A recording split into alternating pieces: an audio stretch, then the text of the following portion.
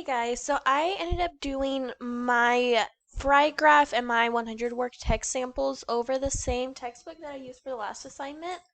So that would be the Principles of Business, written by DeBay, Burrow, and Kleindale.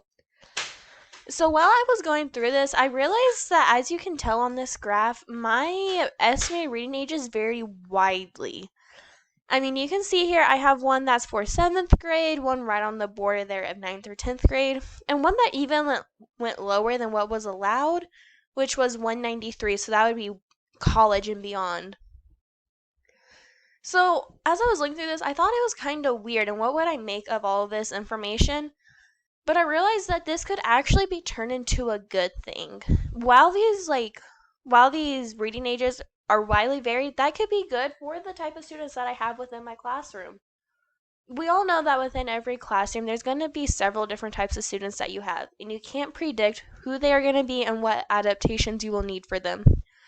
So one good thing is that this textbook, it allows for very many students to be able to read it.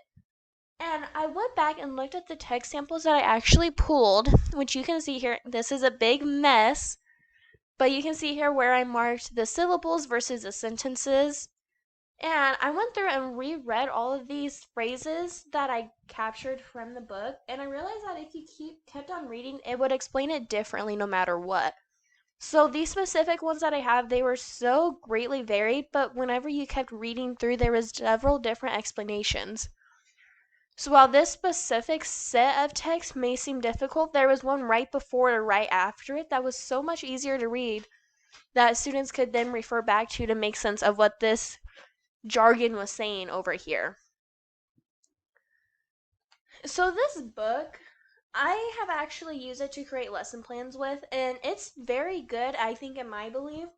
It's very simple to follow along, and it doesn't create too many bumps in the road. It's very straightforward. There's lots of great resources that go along with it.